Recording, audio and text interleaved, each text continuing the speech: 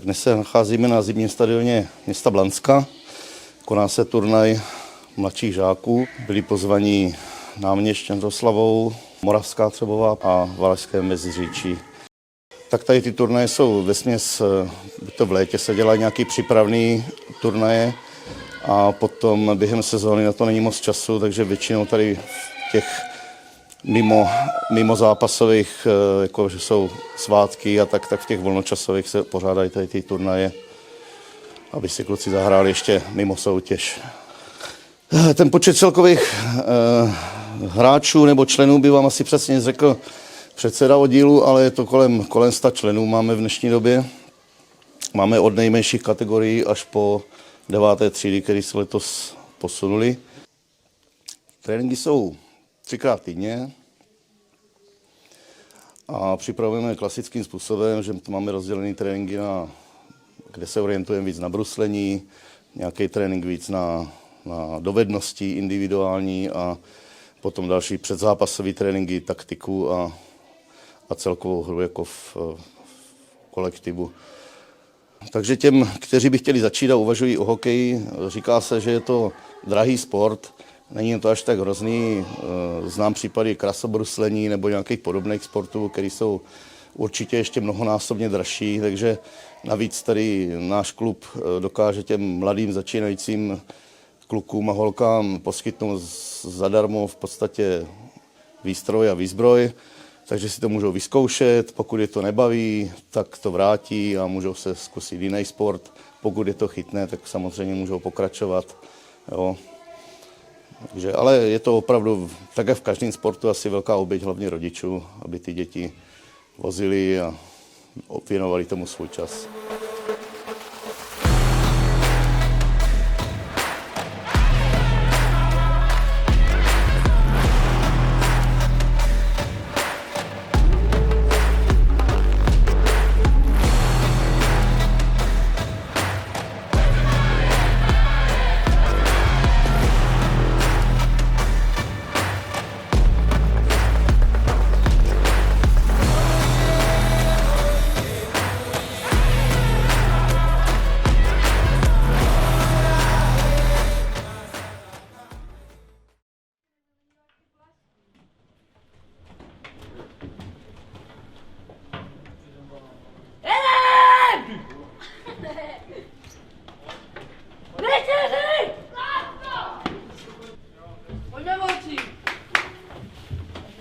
Rozcvička, 2-3 rychlý kola na jednu, na druhou, hotovo, více času nebude na to. Borci, zlepšíme bruslení, všichni, jasný?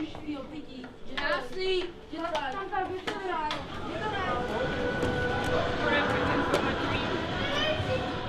No takže jsme tady v Blansku a je tady vánoční turnaj a jsou tady 4 týmy. Přijeli Moravská Třebová, Uherské Hradiště a Velké Meziříčí. Zatím jsme hráli proti 2 týmům. A Moravská Třebová a Uherské Hradiště, bohužel jsme oboje dvoje prohráli. Doufáme, že poslední zápas bude lepší. Budeme se víc snažit, budeme víc bruslit, protože proti Uherskému Hradišti jsme do toho nedali všechno, co bychom mohli. A budeme se snažit, aby to bylo lepší.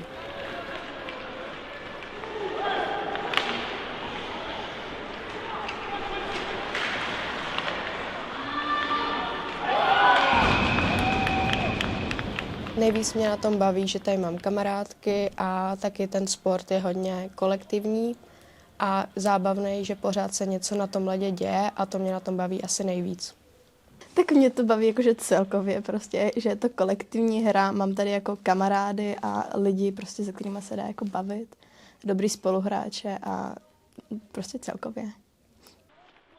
No, určitě bychom chtěli do budoucna s týmem vyhrát, aby jsme se dostali do vyšší soutěže a tam se budeme snažit dál, aby jsme se zlepšovali a chtěli bychom se dostat co nejvíc společně. No, tak já bych řekla nováčkům, kteří se chtějí začít, aby se toho taky nebáli, že i když to bude někdy těžký, tak pořád budou ty lepší dny a určitě se jim bude i dařit, než jenom nedařit. A hlavně to stojí za to.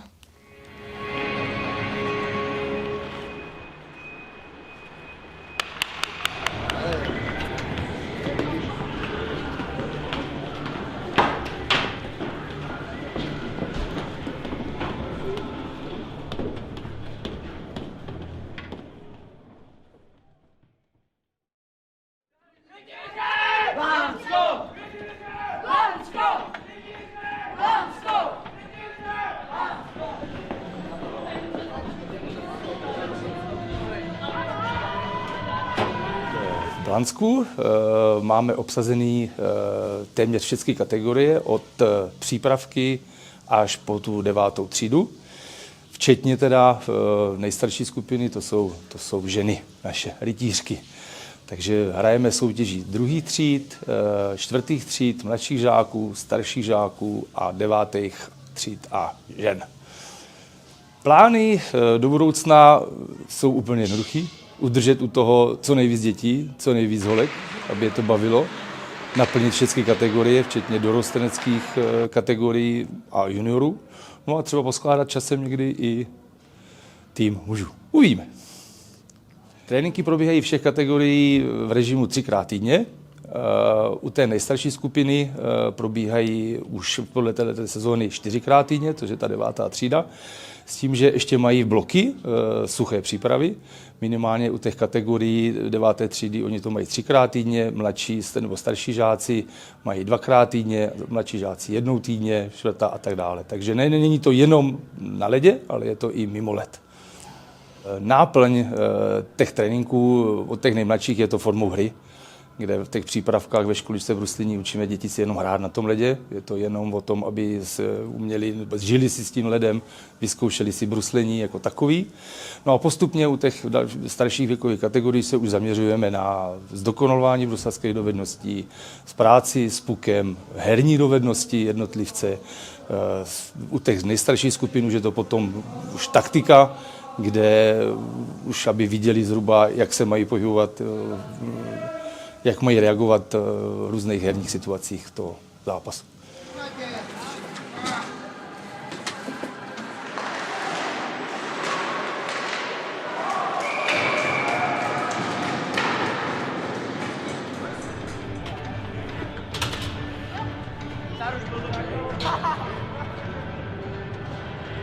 Nerad bych tady někoho vyzvedoval jako jednotlivce, ale vyzvednu jako tým, protože je to baví, podporují se navzájem a fungují jako tým.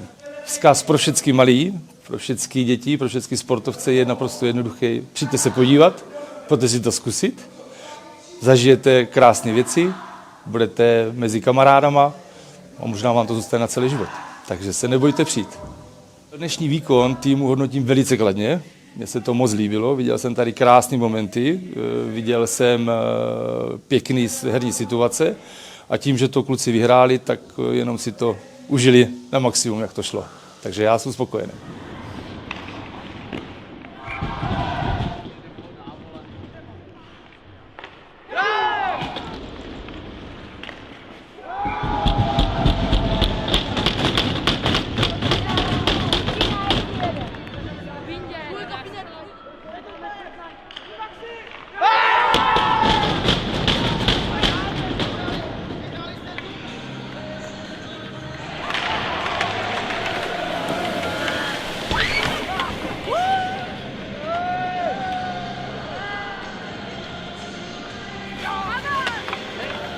Děkujeme, blahopřejeme, zasadate jak výborný výkon, blahopřejeme hráčům a hráčkám, hlasujeme Lačnou.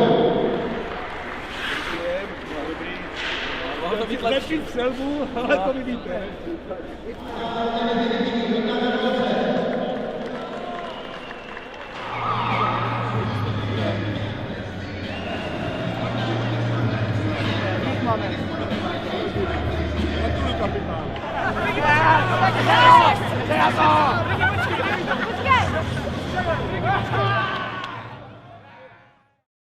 Takže jmenuji se Petr Zukal, trénuju tady tým žen, řekl bych 5 let, 6 let. Začínali jsme pod značkou Cherokee, dneska druhý rok jsme pod rytířem Blansko. Tak ta skladba tréninků se liší z toho důvodu, že u těch holek jsou všechny výkonnostní kategorie pohromadě, takže se musí vytvořit trénink pro ty, co začínají, pro ty, co už ten hokej hrají díl a případně pro ty holky, které hrají na nějaké vyšší úrovni s klukama. A navíc těch holek teď chodí víc než kluků, bývá jich na ledě 20, tak je potřeba k tomu domluvit další 2 trenéry, aby byl pokrytý ten trénink.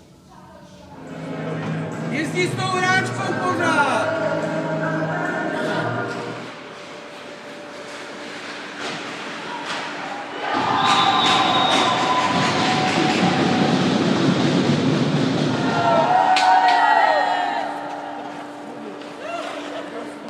My jsme dnešní turnaj pojali tak jakože vánoční, takže si zahrají všechny holky, i ty, které v sezóně nehrají. Rozdělili jsme, dneska přijede asi 28 holek, takže jsme je rozdělili na 2 týmy, aby si zahráli všechny, aby ta výkonnost byla podobná a nejde nám ani o výsledky, ani o nějaké umístění, jde nám o to, aby si ty holky zahrály všechny. Holky, který by chtěli začít hrát hokej, tak je to skvělý nápad, přijďte si zahrát, přijďte to vyzkoušet. Začínalo letos 10 holek, dneska už hrají na turnaji a jsou schopní odehrát plnohodnotné zápasy. A navíc dívčí hokej je velká sranda. Takže já jsem Radana Šantorová a dneska tady máme takový vánoční turnaj. Vlastně je to takový udělaný pro holky, které začínají, tak aby jsme je tím nějak provedli, aby to taky vyzkoušeli. Nejvíc mě naplňuje ten kolektiv a celkově ta hra, ta rychlost, ta vlastně jakoby tvořivost a ta radost toho úspěchu. Takže hokej určitě nákladný sport je, ale myslím si, že ta doba jde hodně dopředu, takže už to není taková zátěž, jak to třeba bývala dřív.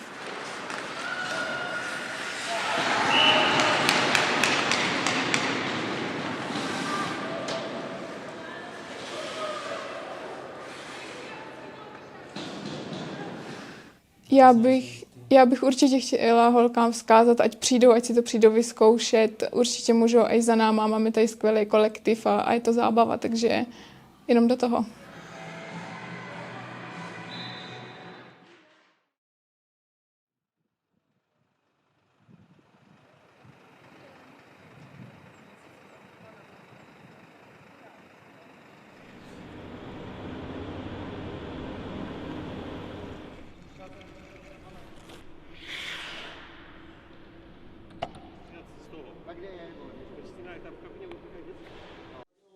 A pokud se budeme bavit o družstvech v našem hokejovém klubu, tak my začínáme před přípravkou, to jsou děti, které sem přijdou jako první si osahat brusle, osahat si led.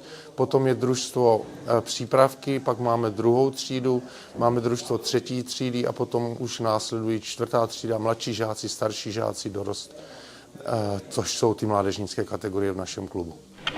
Pojďte tady na tu modrou čáru po těch trojkách. Sobíku, ty si běž do brány. Od modré čáry start, obrat o 360 stupňů a skončíte na červené čáře. Jo? Ta první trojka, hop.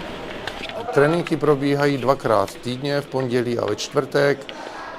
Ta tréninková hodina je pro ty kluky nebo pro ty hráče i pro rodiče poměrně příznivá. Začínáme ve 3:45, končíme ve 3:45.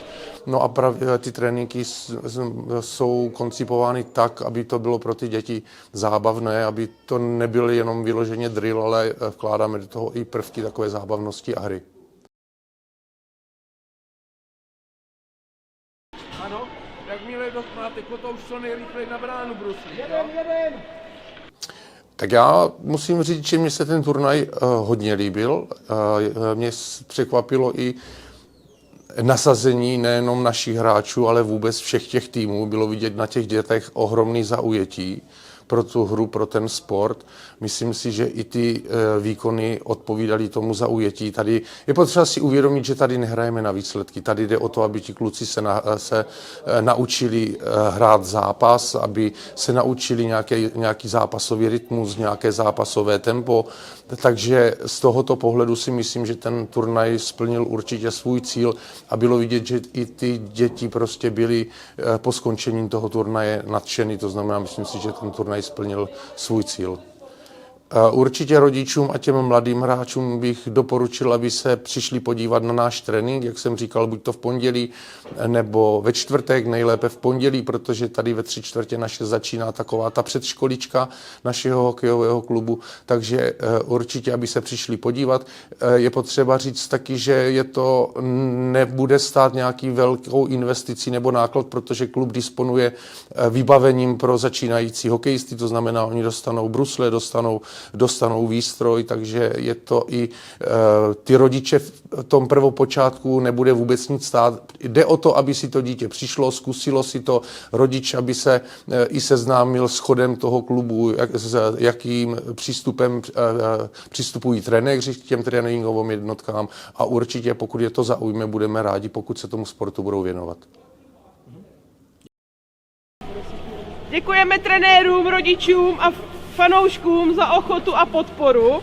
A teď už přejdeme k samotnému závěru, a to předávání medailí za vynikající sportovní výkon. Poprosím, aby za náma nastoupil tým HC Olomouc.